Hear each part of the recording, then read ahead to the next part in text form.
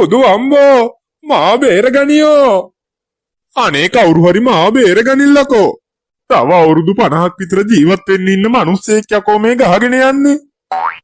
අප්පට සිරි මේ ඉන්නේ මෙයා. අම්මේ සියව හම්බුනෝ. කොහෙද ඉන්නේ? මෙන්න මේ කරදර මැද්දේ මේ මිනිස්සයා කොහෙ යනවද මන් දන්නේ. මෙහෙ මෙන්න මෙහෙ. ඉතින් සීයා අර ඉන්නේ.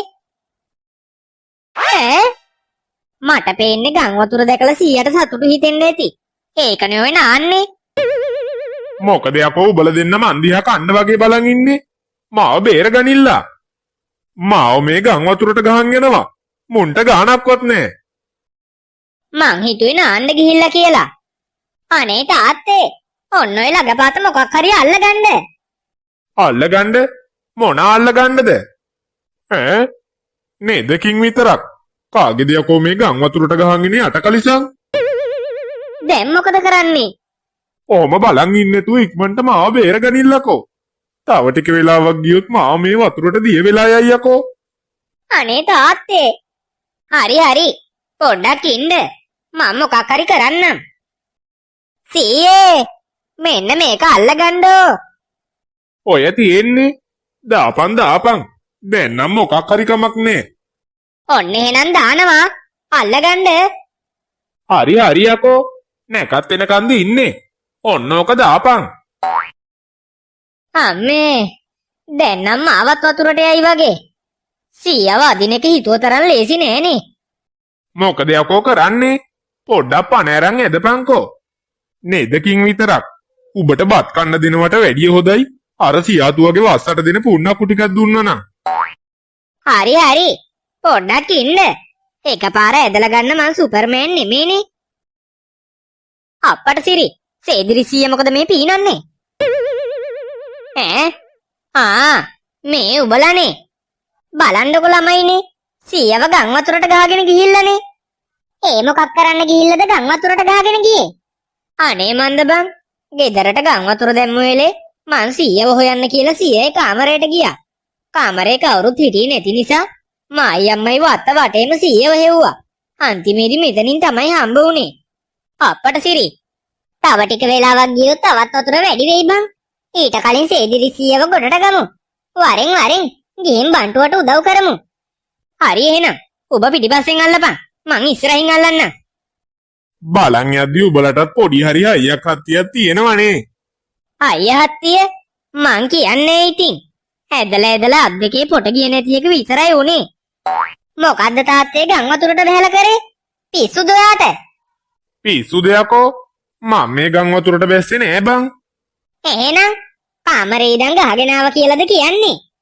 මට බඩේ අමාරුවක් ඇවිල්ලා මං අර වත්තපල්ලෙහා තිබ්බ ලෑලි කකුස්සියට ගියා.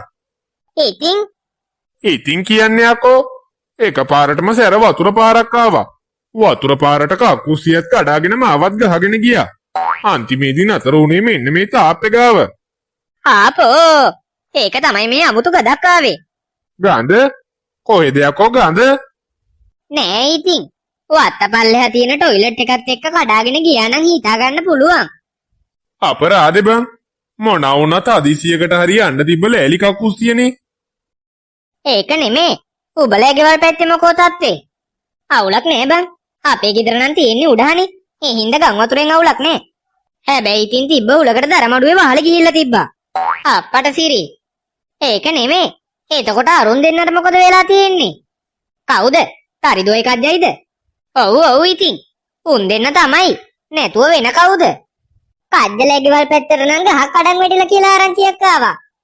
එතකොට තරිදුවා? ඌ ගැන නම් ආරංචියක් නෑ බං. වරෙන්කෝ උන්ගේ ගෙවල් පැත්තේ ගිහින් බලමු. ඒක හොඳයි. ගිහින් බලමු. මේ බලපංකෝ. මේ පැත්ත නිකන් වැවක් වගේනේ. ඒකනේ බං. ගෙවල් සේරම යට වෙලානේ. තරිදුවලා ගෙදරටත් වහලේ ගාවටම වතුර බං. මං හිතන්නේ උන් කොහේ හරි යන්න ඇති.